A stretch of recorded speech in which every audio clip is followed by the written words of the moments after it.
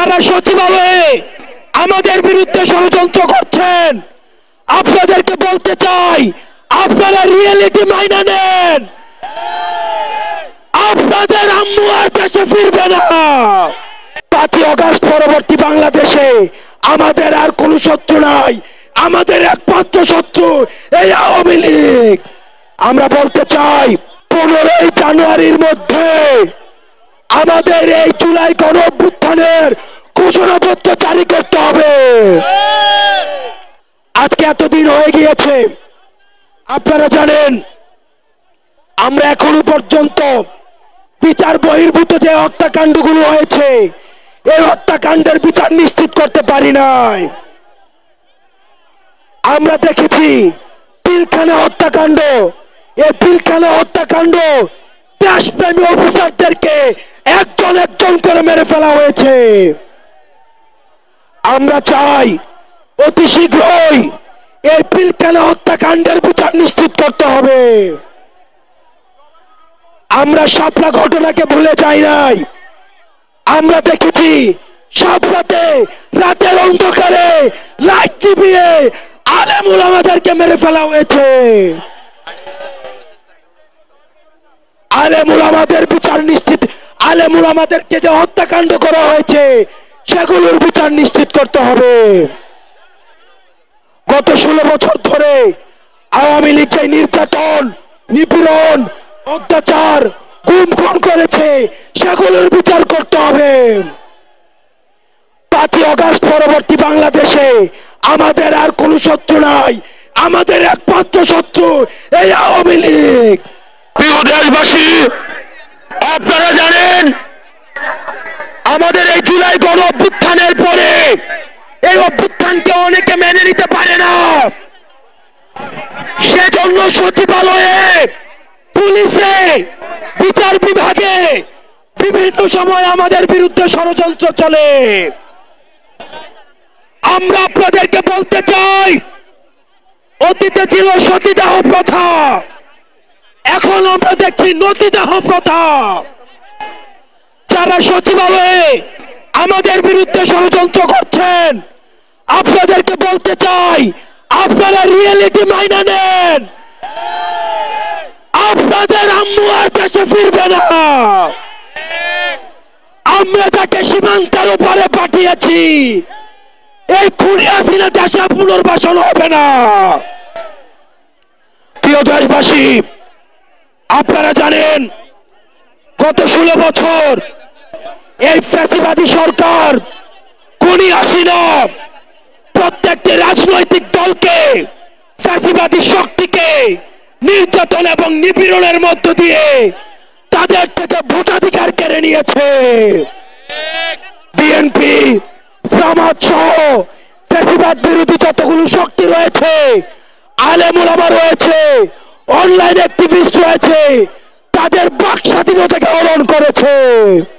আমরা যারা জুলাই গণ অভ্যুত্থানে আমরা নেতৃত্ব দিয়েছি, আমাদের ডাকে সারা বাংলাদেশে মানুষ রাস্তায় নেমে এসেছে এবং আমরা এই হাসিনাকে পালিয়ে যেতে বাধ্য করেছি। আমরা এই সরকারকে বলতে চাই, আজকে 5ই আগস্টের পরে আজকে এই পর্যন্ত আইন শৃঙ্খলা পরিস্থিতি এখনো পর্যন্ত স্বাভাবিক হয় নাই। দ্রব্যমূল্য এখনো নিয়ন্ত্রণে আসে নাই। আপনি যদি মনে করেন, বারবার বলতে থাকেন সিন্ডিকেট এক হাত থেকে আরেক হাতে গিয়েছে, তাহলে আপনার কাজটা কি? যেখানে এই সিন্ডিকেটের হাত ভেঙে দিতে হবে। দ্রব্যমূল্যকে মানুষের নিয়ন্ত্রণে আনতে হবে, আইন শৃঙ্খলা পরিস্থিতিকে স্বাভাবিক করতে হবে। কোন বিপ্লবীর গায়ে যদি আক্রমণ করা হয় এই সরকারকে তার দায়ভার নিতে হবে। আওয়ামী লীগের বিরুদ্ধে আমাদের পৃথিবীর যতগুলো রাজনৈতিক শক্তি আছে আমাদের সংগ্রাম অব্যাহত থাকবে। প্রিয় দেশবাসী, আমাদের এতদিন পর্যন্ত আমাদের এই জুলাই গণ অভ্যুত্থানের কোনো ঘোষণাপত্র ছিল না। আমরা বলতে চাই 15ই জানুয়ারির মধ্যে আমাদের এই জুলাই গণ অভ্যুত্থানের ঘোষণাপত্র জারি করতে হবে। আমাদের জুলাই গণ অভ্যুত্থানের ঘোষণাপত্র 15 জানুয়ারির মধ্যে আমাদের 15ই জানুয়ারির মধ্যে জারি করতে হবে।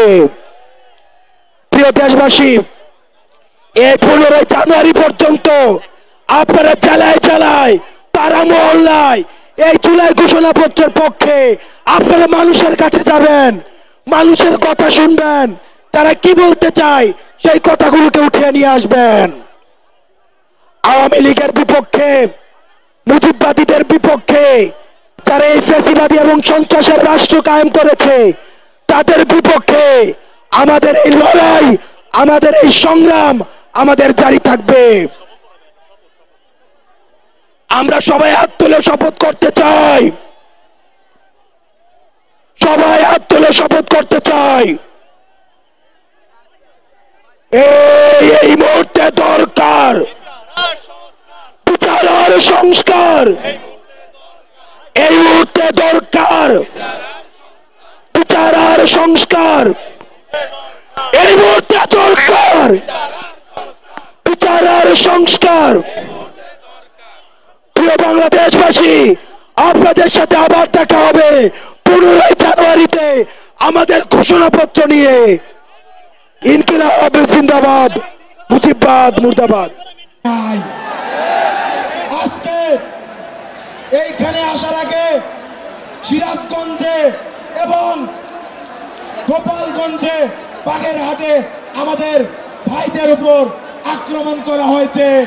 এখনো পুলিশ প্রশাসন ঘুমাচ্ছে। আমি বলতে চাই, স্বরাষ্ট্র উপদেষ্টা কি করে? পিডিআর হত্যাকাণ্ড, পিলখানের ট্রাজেডি নিয়ে এত টালবাহানা কেন? সাপ্লাই আমাদের মাদ্রাসার ভাইদের উপরে যেভাবে আক্রমণ করা হয়েছে, হামলা করে শহীদ করা হয়েছে, তাদের বিচার কেন হবে না? সরকার কেন চুপ করে থাকে? মাদ্রাসার ভাইরা আওয়াজ তোলেন। বিচারিক প্রক্রিয়ায় আওয়ামী লীগ নিষিদ্ধ করতে হবে। সংগ্রামী ভাই এবং বন্ধুগণ, আমি আমার বক্তব্য দীর্ঘায়িত করব না, কিন্তু সরকারের তরফ থেকে যদি ন্যূনতম কোনো টালবাহানা দেখতে পাই, তবে ইউনূস সরকার যেন সাবধান হয়ে যায়।